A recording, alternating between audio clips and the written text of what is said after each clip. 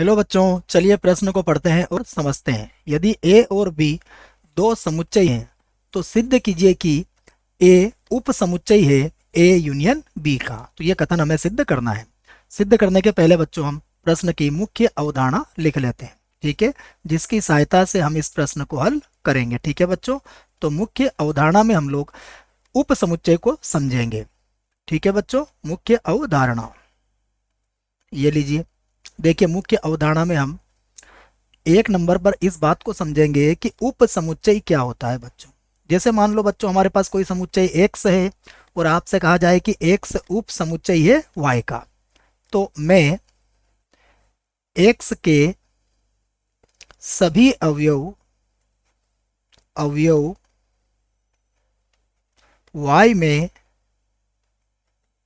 y में होते हैं बच्चों। यही होता है उप समुच्चय। ठीक है, होते हैं। ठीक है, यहाँ पर मैं y को कैपिटल कर लेता हूँ। ये लीजिए, इस y को मैंने यहाँ कैपिटल कर दिया। ठीक है, तो क्या मतलब हुआ इस बात का कि x उप समुच्चय है y का। इसका मतलब होता है कि x के जो भी अवयव हैं वो सारे अवयव किसके पास मिलेंगे, आपको y में भी होंगे। ठीक है, ये हमारा उप समुच्चय हो गया। और यूनियन के बारे में बच्चों आप कितना जानते हो ये भी देख लेते हैं। x यूनियन y में सभी अवयव होते हैं बच्चों। x और y के सभी अवयव होते हैं। ठीक है, ये भी आपको याद रखना है, सभी अवयव होते हैं। ठीक है, अब देखते हैं प्रश्न में जो हमें सिद्ध करना है। तो प्रश्न में सर्वप्रथम हम लिख लेते हैं हमें क्या दिया है। ठीक है बच्चों, तो लिखा हमने दिया है, तो हमें दो समुच्चय दिए गए हैं, उन्हें ही लिख लेते हैं हम। तो a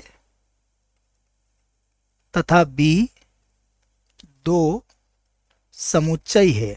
ठीक है बच्चों, और जो सिद्ध करना है वो आपके सामने प्रश्न में लिखा हुआ है। ठीक है, अब देखिए यहां पर हम देखें तो जो ए यूनियन बी होगा बच्चों, तो यहां हम ये कहेंगे कि ए यूनियन बी में ए तथा बी के सभी अवयव होंगे। परिभाषा से सभी अवयव होंगे। ठीक है बच्चों, अब आप देखिए जो यहां पर समुच्चय ए होगा उसे लिख लेते हैं। तो ए में केवल ए के अवयव होंगे, ए के अवयव होंगे, यही लिखेंगे आप। ठीक है बच्चों, अवयव होंगे। अब आप देखिए इस बात को कि ए यूनियन बी में ए तथा बी के सभी अवयव होंगे और ए में केवल ए के अवयव होंगे। तो हम कह सकते हैं कि अतः ए के सभी अवयव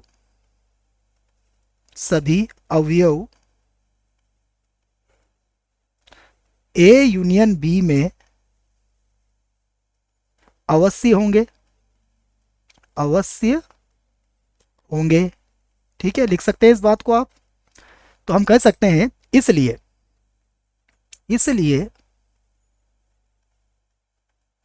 हम ये कह सकते हैं बच्चों कि ए जो होगा वो उप समुच्चय होगा किसका, ए यूनियन बी का उप समुच्चय होगा। ठीक है, इसको हम एक उदाहरण से भी समझ सकते हैं। जैसे देखो बच्चों, समुच्चय ए को हमने मान लिया कि इसमें कुछ अवयव हैं, एक और दो इसमें अवयव हैं बच्चों। ठीक है, और एक समुच्चय हमने बी ले लिया बच्चों, और समुच्चय बी में हमने कुछ अवयव लिए हैं। इसमें हमने अवयव ले लिए हैं 2, 3 और 4। ठीक है बच्चों, अब आप देखो, अब अगर आपको ये ज्ञात करना हो ए यूनियन बी, तो ए यूनियन बी देखो किसके बराबर होगा। ए यूनियन बी हमारे पास होगा बच्चों 1, 2, 3 और 4 के बराबर। तब क्या होगा देखो, तब आप ये कह सकते हो कि ए के जो अवयव 1 और 2 है वो ए यूनियन बी में विद्यमान है। तो तब आप इस बात को कह सकते हो कि ए ये उप समुच्चय होगा किसका, ए यूनियन बी का। तो हमने इसको उदाहरण से भी समझ लिया है। आशा करता हूं आपको इस प्रश्न का उत्तर समझ में आया होगा। धन्यवाद।